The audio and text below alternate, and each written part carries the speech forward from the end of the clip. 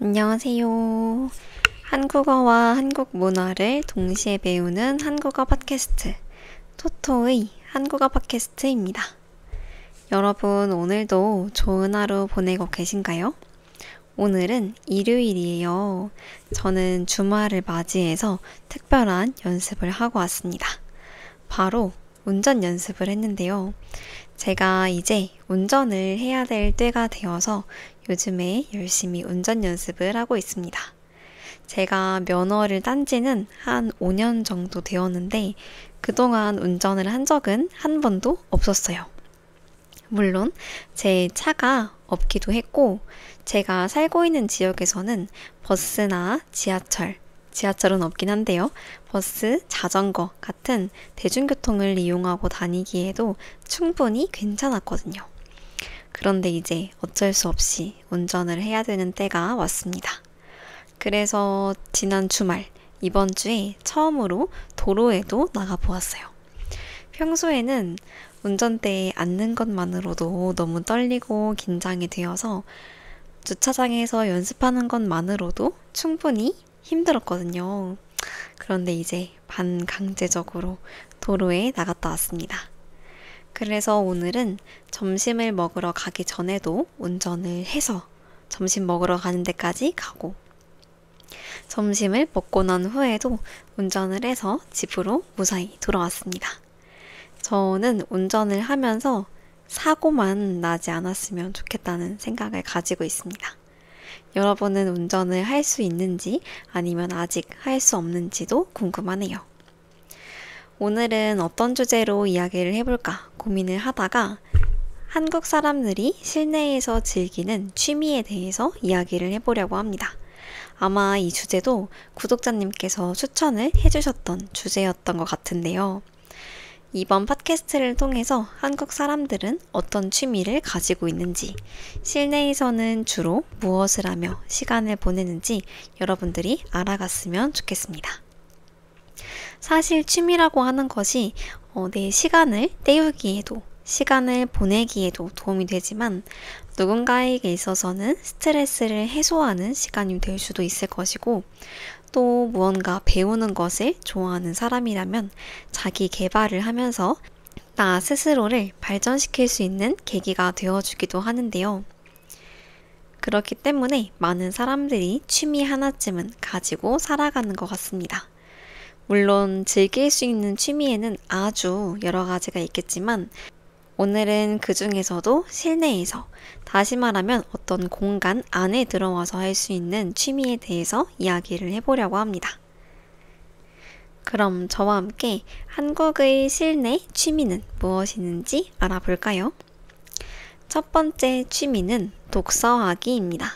독서하기를 조금 쉽게 말하면 책 읽기예요.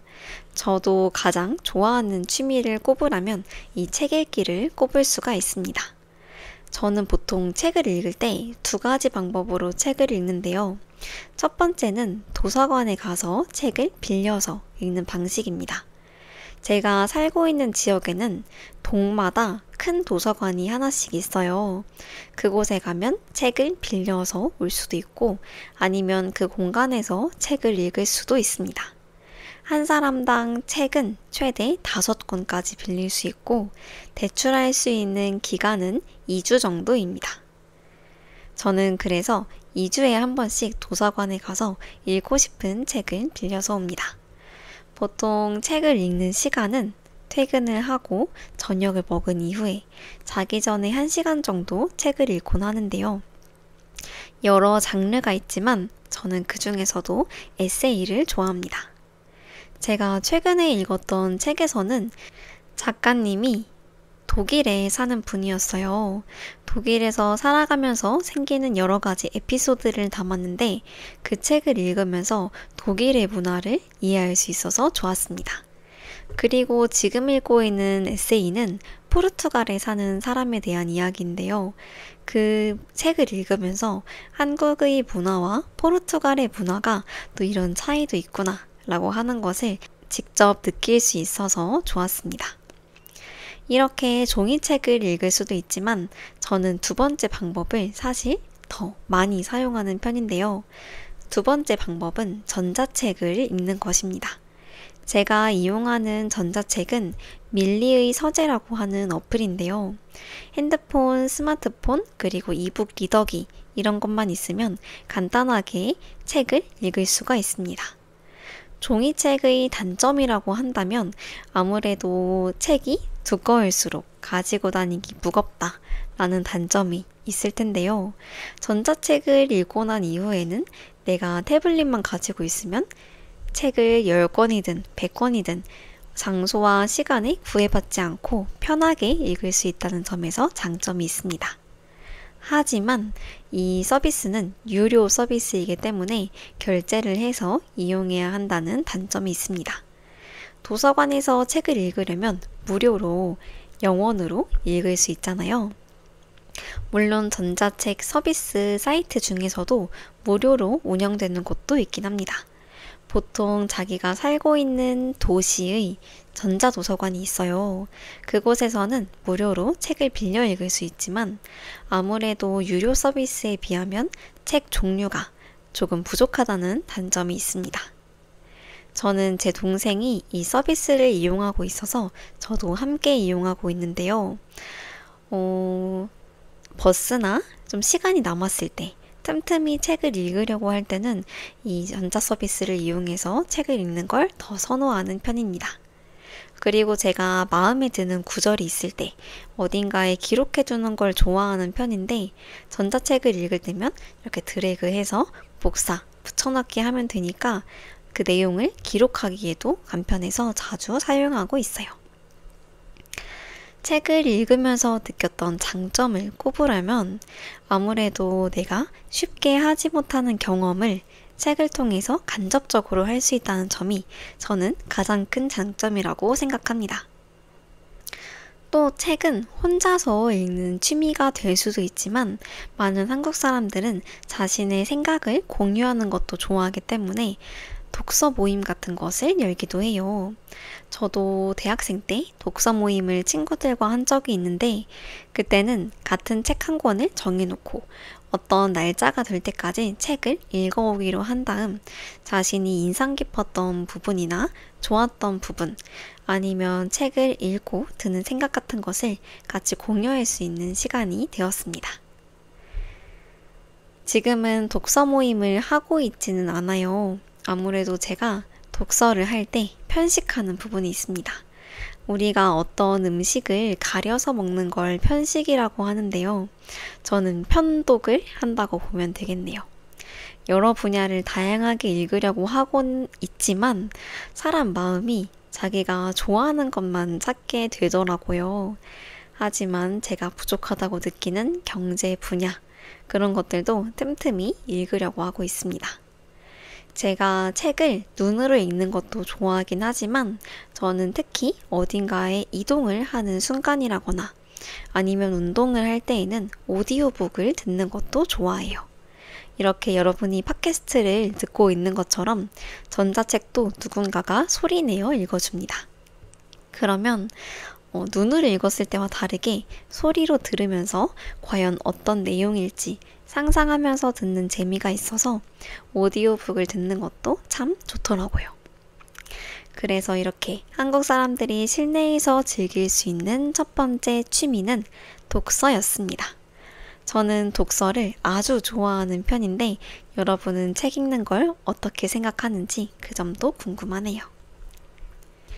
두 번째 취미는 음악과 관련된 부분을 소개해 드리려고 합니다.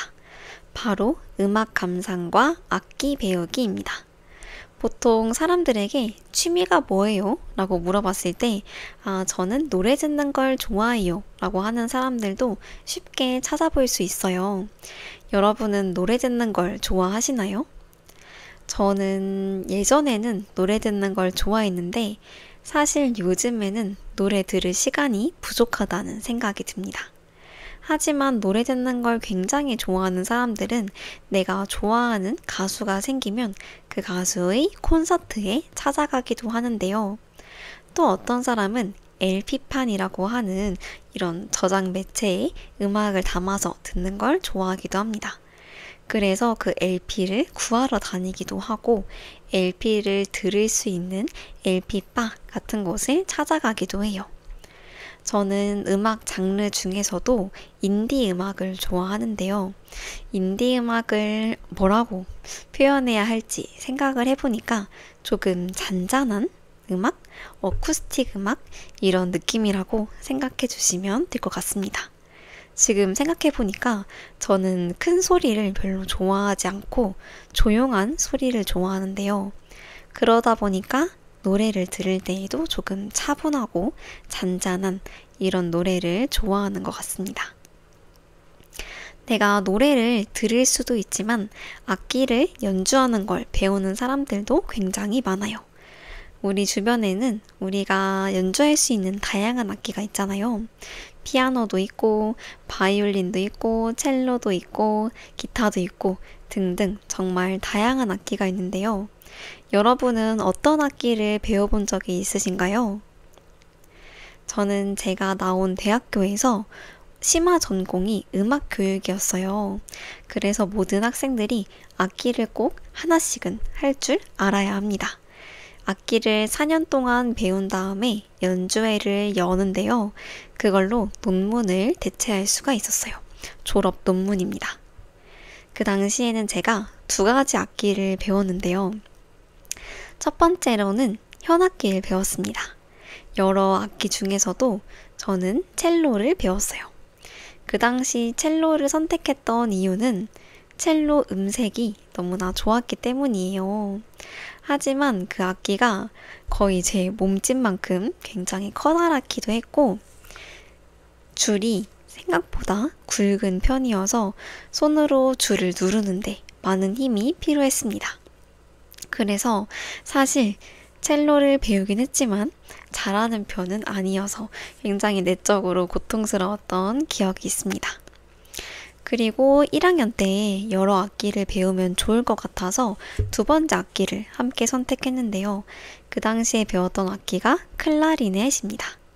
클라리넷은 어떤 악기냐면 스폰지밥이라는 애니메이션 혹시 알고 계실까요? 스폰지밥에서 징징이가 연주하는 그 악기가 클라리넷입니다. 겉으로 볼 때는 그냥 관악기면 후 불면 소리가 나는 거 아닌가 생각하실 수도 있지만 클라리넷은 생각보다 큰 힘이 필요했어요. 거의 뿌 하고 소리 날 정도로 불어야 악기에서 소리가 났습니다. 지금 생각해보니까 징징이는 클라리넷 연주를 굉장히 잘하는 편이었어요. 아무튼 이렇게 대학생 때는 이 2가지 악기를 배웠는데요. 그래도 둘 중에 더 오래 했던 악기는 첼로였습니다. 제 실력이 부족한 편이었기 때문에 틈틈이 악기 연주도 하고 레슨도 받았어요. 지금 성인이 되고 나서 다시 그 시기를 돌이켜보니 내가 상대적으로 저렴한 가격으로 어떤 악기를 꾸준히 배울 수 있는 시기가 있었다는 점이 참 감사하게 느껴집니다. 저는 요즘에는 피아노를 치는 취미가 다시 생겼는데요. 피아노는 제가 초등학생일 때 엄청 유행했어요. 저는 유치원 때부터 초등학생 그리고 중학생 초반까지 피아노를 배웠었는데 그 당시에 대다수의 초등학생들이 피아노를 배웠습니다. 피아노 학원에 가면 선생님께서 동그라미를 여러 개 그려주셨는데요. 한 곡을 한 번 연습할 때마다 동그라미를 하나씩 색칠해 나가는 그 재미가 있었습니다.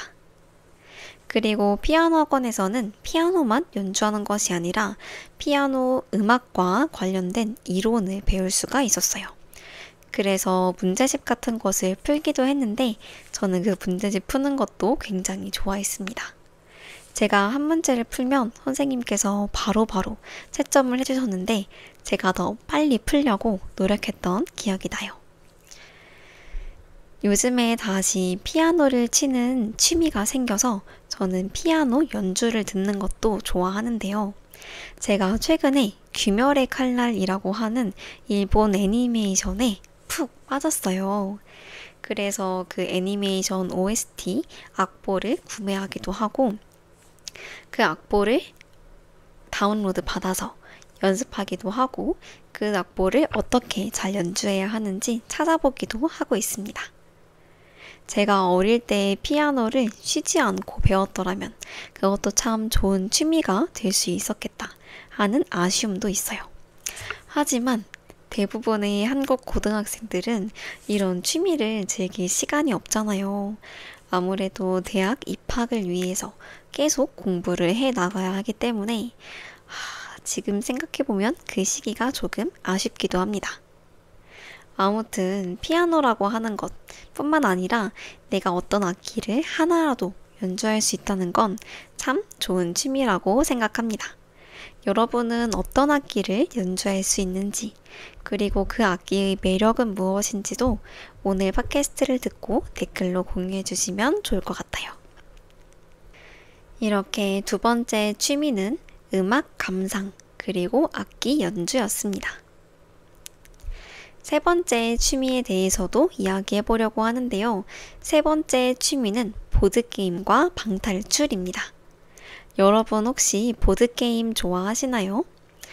저는 예전에는 보드게임을 좋아하는 편은 아니었어요. 저는 뭐랄까, 어떤 걸 기대하고 했을 때 잘 되지 않아서 실망하는 걸 꺼려 하기도 하고 괜히 남들과 경쟁하는 걸 회피하는 성격인데요. 그래서 보드게임도 제가 좋아하지 않는다고 생각했던 것 같아요. 누군가랑 경쟁을 해야 하고 혹시나 지게 되면 마음이 속상할 수도 있을 것 같고 뭔가 빨리빨리 하는 걸 잘 하지 못해서 보드게임을 싫어한다고 생각했는데요. 어른이 되고 난 이후에 친구들과 함께 보드게임 카페에 간 적이 있어요. 머리를 써서 해야 되는 보드게임도 있고 수학과 관련된 보드게임도 있는데 이걸 하다 보니까 생각보다 너무 재미있고 제 마음속에 숨어있던 승부욕도 드러나기 시작했습니다. 제가 좋아하는 보드게임을 꼽으라면 저는 세 가지를 꼽을 수 있는데요.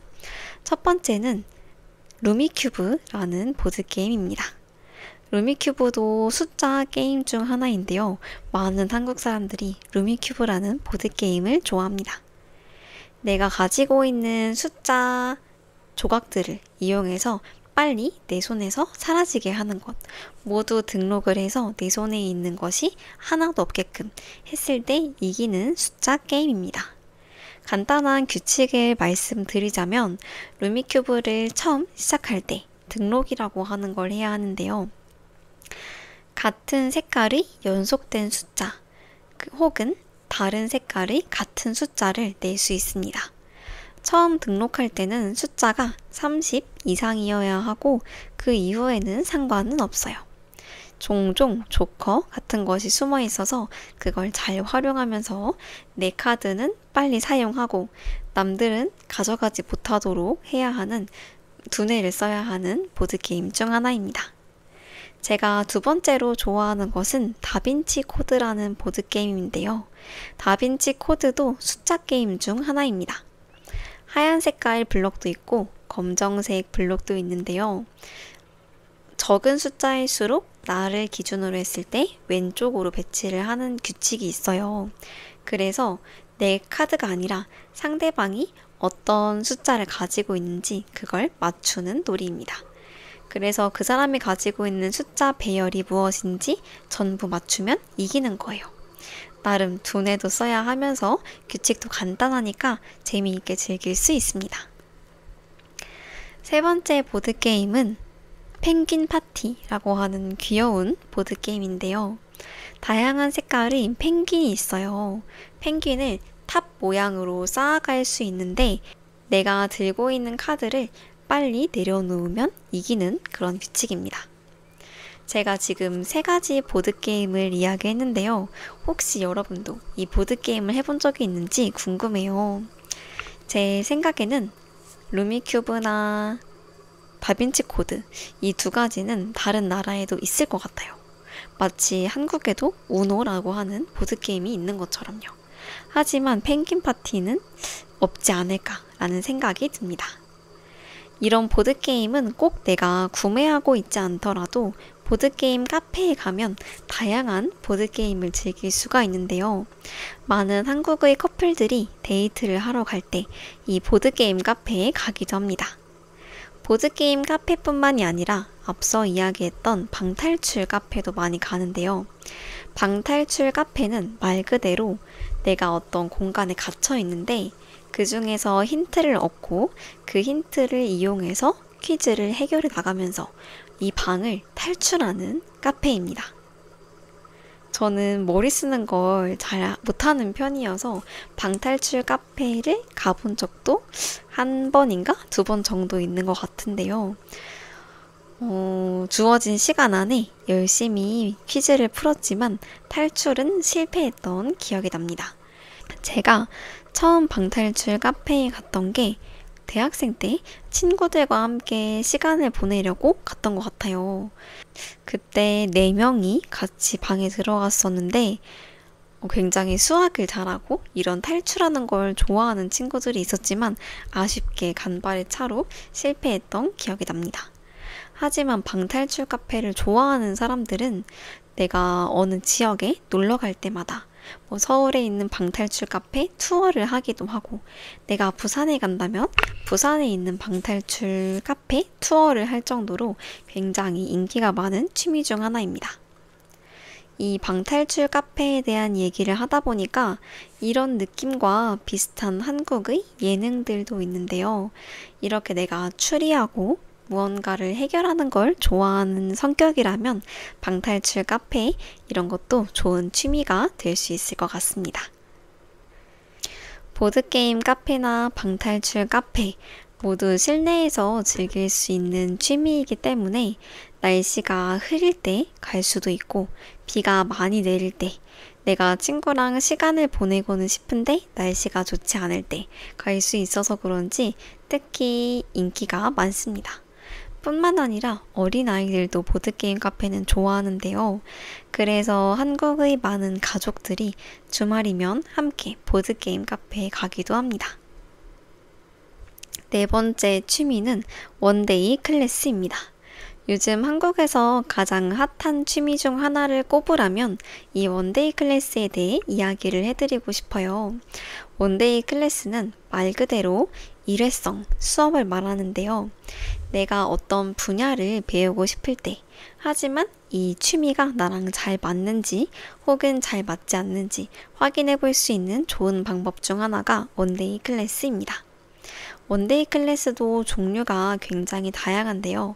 빵을 만드는 베이킹, 제빵, 제과 이런 수업도 원데이 클래스로 들어볼 수도 있고 가죽 공예, 가죽을 가지고 여러 가지 물건을 만드는 가죽 공예도 원데이 클래스로 해볼 수가 있습니다.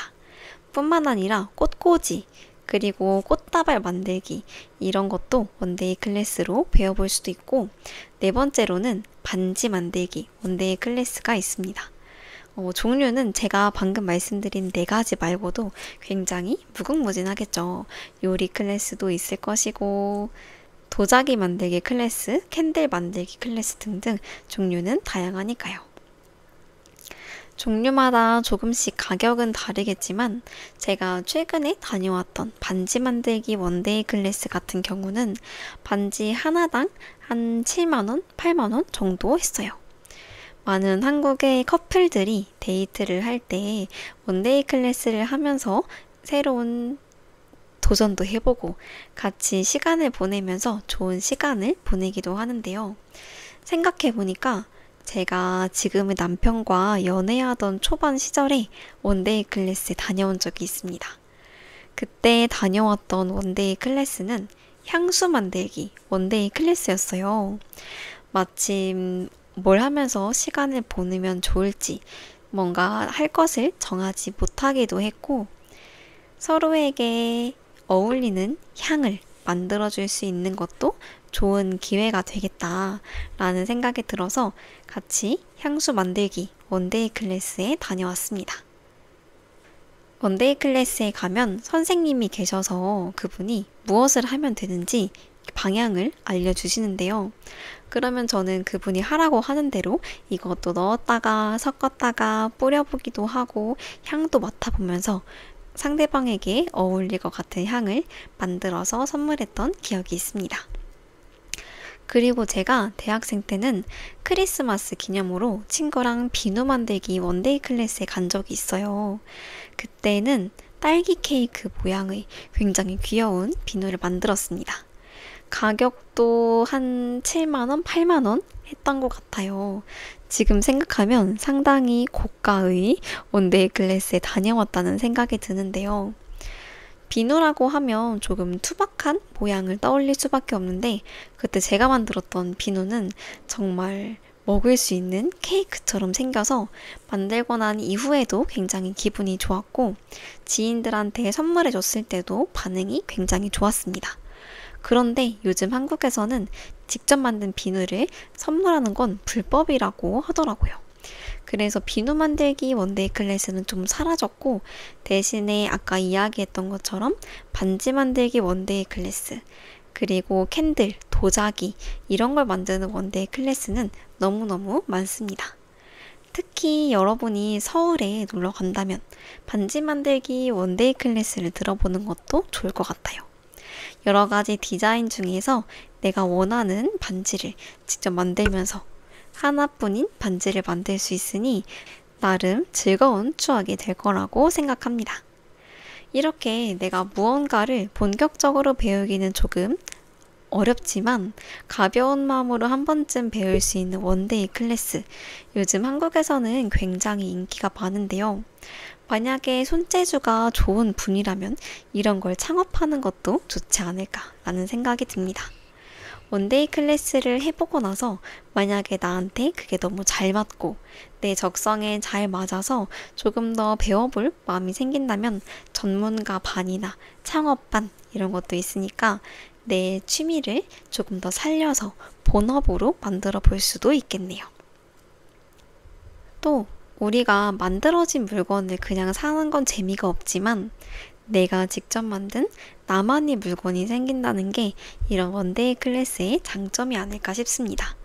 그리고 이런 원데이 클래스를 가고 나면 SNS에 올릴 사진도 많아진다는 점에서 인스타그램을 좋아하는 아니면 어딘가에 홍보하는 걸 좋아하는 사람들은 더 좋아할 수도 있어요. 여러분 혹시 한국의 연애 프로그램 보는 적 있으실까요? 그 방송만 보아도 많은 사람들이 데이트를 하러 갈 때 같이 향수를 만들어 준다거나 같이 요리를 해서 나눠 먹는다거나 이런 원데이 클래스에 참여하는 경우가 굉장히 많잖아요. 나만의 물건을 만들면서 그리고 SNS에 올릴 수 있는 사진도 생기니까 한국 사람들에게는 이런 원데이 클래스가 더욱 인기가 많습니다. 그래서인지 많은 한국 사람들이 태국 치앙마이에 가게 되면 요리 클래스를 듣는 것도 굉장히 좋아하는데요. 사실 저의 버킷리스트 중 하나이기도 합니다. 태국 치앙마이에 가서 그 나라 현지 로컬 음식을 어떻게 만드는지 배워보기도 하고 그걸 먹어보기도 하는 게 굉장히 좋은 여행 중 하나의 추억이 될 거라고 생각하는데요. 여러분도 한국 여행을 오신다면 멋진 풍경을 보는 것도 좋고 맛있는 걸 먹으러 가는 것도 좋지만 원데이 클래스 한번 들어보는 것도 좋을 것 같아요. 이렇게 네 번째 취미인 원데이 클래스에 대해서 이야기해 보았습니다. 다섯 번째 취미는 실내 운동에 대해 이야기를 해보려고 합니다. 여러분은 운동 좋아하시나요? 저는 운동하는 걸 좋아하기는 하는데요. 요즘에는 자꾸 바쁘다는 핑계로, 귀찮다는 핑계로 운동을 미루고 있습니다.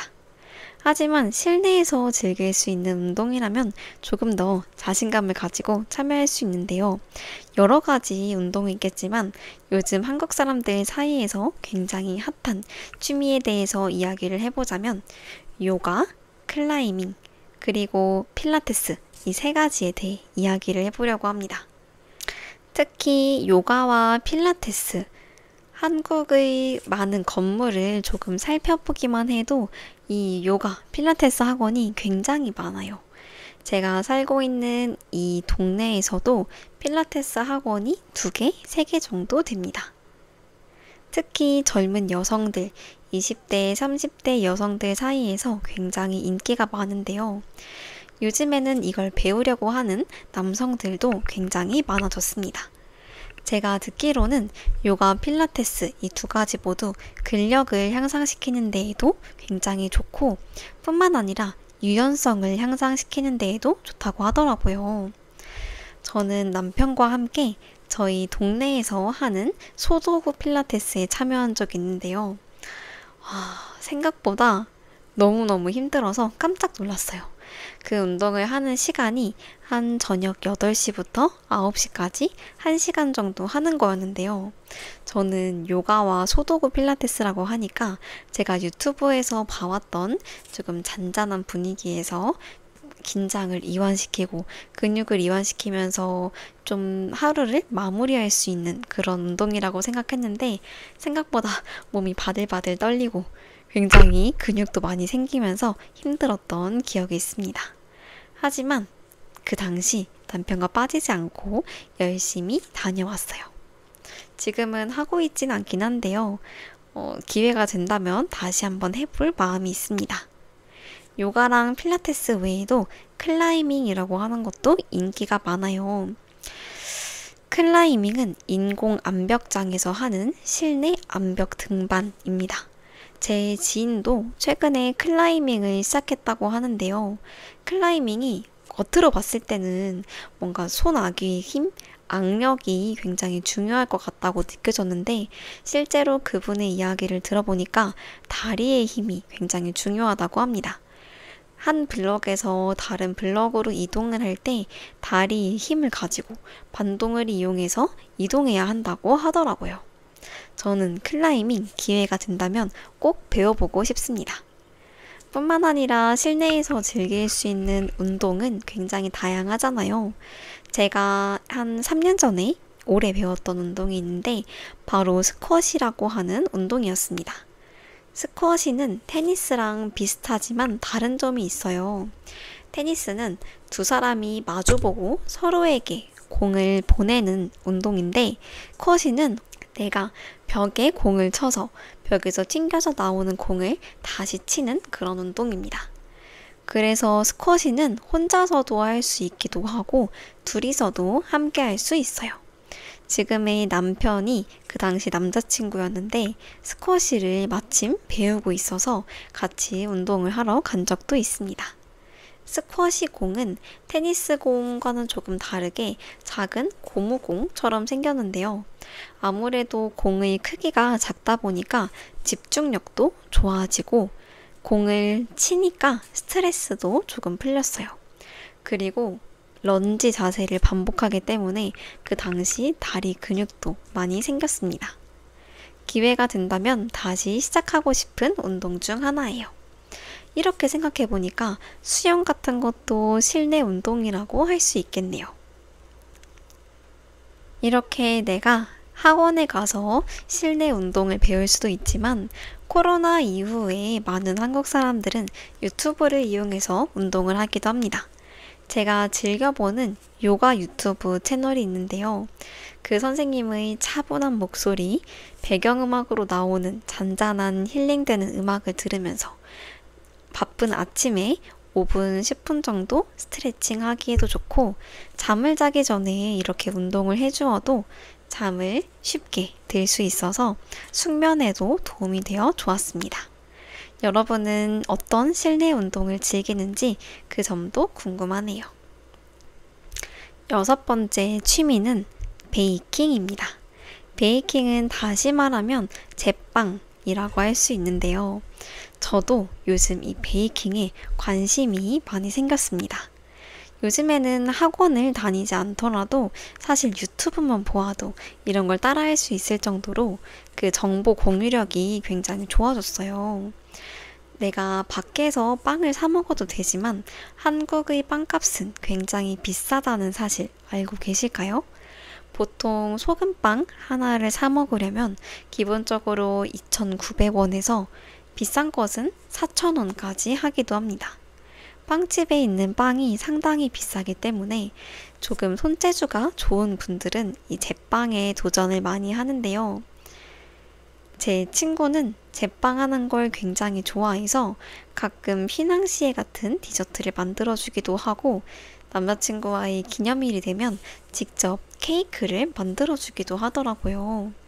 한국에서는 어떤 기념일을 있을 때, 예를 들면 누가 승진을 한다거나 이직을 한다거나 퇴사를 한다거나 결혼을 한다거나 환갑이 되었다거나 등등 특별한 기념일이 있을 때 케이크 위에 귀여운 글씨와 사진을 넣어서 만드는 레터링 케이크를 좋아하는데요. 제 친구가 남자친구의 이직 기념으로 레터링 케이크를 직접 만들어주기도 했다고 합니다. 이렇게 집에서 직접 빵을 만들게 되면 여러 장점이 있는데요. 첫 번째는 조금 더 건강한 재료를 사용해서 만들 수 있다는 점이에요. 사실 빵 너무 맛있긴 하지만 건강에 좋지 않을 때도 있고 칼로리가 부담될 때도 있잖아요. 그럴 때에는 재료를 조금 더 건강한 걸로 바꿔서 칼로리를 낮출 수도 있습니다. 두 번째는 가격적인 측면에서 저렴하다는 점이에요. 보통 휘낭시에 한 개를 사 먹으려면 3,000원에서 4,000원 사이는 줘야 합니다. 하지만 집에서 만들게 되면 적은 금액으로 더 많이 만들 수 있어서 가성비가 좋다고 하더라고요. 하지만 너무 많이 만들게 되면 다 먹기는 부담이 된다고 하는 단점도 있습니다. 또 여러 가지 도구를 준비해야 하니까 설거지 거리도 많이 생길 수도 있고 초기에 준비하는 비용이 많이 든다고 해요.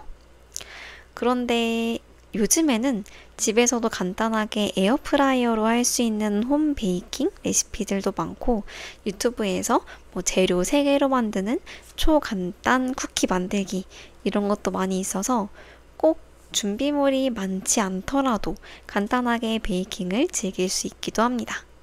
저도 한때 베이킹에 관심이 굉장히 많이 생겨서 아몬드 가루도 구매하고 밀가루도 구매하고 코코아 파우더에 말차 파우더까지 준비했는데요. 아직까지 한 번도 무언가를 만든 적이 없습니다. 그래서 그 점은 제가 굉장히 반성하고 있고 기회가 된다면 9월 중에 한 번은 꼭 간단한 쿠키라도 만들어 보고 싶네요. 7번째 취미는 식물 키우기입니다. 여러분은 초록초록한 식물 좋아하시나요? 저는 식물을 굉장히 좋아하는데요. 그래서 저희 로망은 식집사입니다. 한국에서는 어떤 동물을 키우는 사람, 그런 사람들을 집사라고 하는데요. 예를 들어 고양이 집사, 강아지 집사 이런 표현이 있어요. 그런데 식물을 키우는 것도 식물과 집사를 더해서 식집사라고 부릅니다. 저희 로망은 식집사예요. 식물을 잘 키우는 사람이 되고 싶거든요. 하지만 슬프게도 저는 선인장을 죽인 경험이 있습니다. 아무래도 제가 많은 애정, 관심을 주지 못했기 때문이라고 생각하는데요. 이 초록색 식물을 보고 있으면 굉장히 위로가 되기도 하고 마음이 깨끗해지는 기분이 들잖아요. 스트레스가 풀리기도 하고 기분이 좋아지기도 하니까 많은 사람들이 집에서 식물을 키우는 취미를 가지고 있기도 합니다. 반려동물을 키우기 어려운 가정이라면 반려동물 대신에 식물을 키우면서 마음의 위로를 얻기도 하거든요. 저는 지금 집에서 베란다가 작아서 식물을 키우진 않지만 제 로망 중 하나는 베란다에서 식물을 키우고 그 식물을 따서 그걸로 요리를 하는 로망을 가지고 있습니다. 지금 저희 집에서 살아남은 식물은 2가지밖에 없어요. 홍콩야자라고 하는 식물이 하나 있고 하나는 이름이 기억이 나지 않습니다. 이 2가지 식물만 살아있지만 언젠가 저도 식물을 잘 키우는 식집사가 되고 싶습니다. 오늘은 이렇게 한국의 다양한 실내 취미에 대해서 이야기를 해보았습니다. 오늘 이야기 드렸던 독서, 음악 감상, 악기 연주, 원데이 클래스, 그리고 식물 키우기 등등 외에도 굉장히 다양한 취미가 있어요. 누군가에게는 애니메이션 시청 같은 것이 될 수도 있고, 요리하기 등등 이런 여러 가지 취미가 있겠는데요. 전부 소개해드릴 수는 없어서 제가 간단하게 몇 가지만 골라서 이야기를 해보았습니다. 저는 오늘 팟캐스트에 대해서 이야기를 하다 보니 앞으로 살아가면서 더 많은 취미를 가지고 싶다는 생각이 들었습니다. 앞으로 제가 살아갈 시간은 더 많을 것 같은데요. 아직까지 경험해 보지 못한 것도 많은 것 같아서 저는 노래도 배워보고 싶고, 드럼 같은 악기도 배워보고 싶고, 새로운 운동도 배워보고 싶어요. 더 많은 취미를 즐기고 싶다는 생각이 들었습니다. 제가 오늘 소개해드린 취미들 중에서 여러분이 즐겨하는 취미가 있는지 그 점도 너무나 궁금한데요. 이번 팟캐스트에 대한 여러분의 생각도 댓글로 공유해 주시면 좋겠습니다. 남겨주시는 댓글들은 항상 감사한 마음으로 잘 보고 있습니다. 또 원하는 주제가 있다면 언제든지 댓글로 남겨주시면 추후에 그 부분도 제작해 보도록 하겠습니다. 이번 영상이 여러분이 한국어를 공부하고 한국 문화를 이해하는 데에도 도움이 되었으면 좋겠습니다. 그럼 저는 다음 시간에도 한국의 재미있는 소식을 전하는 팟캐스트로 돌아오도록 하겠습니다. 이번 영상은 여기까지이고 한국어 공부도 열심히 하시고 다음 영상에서도 또 만나요. 안녕.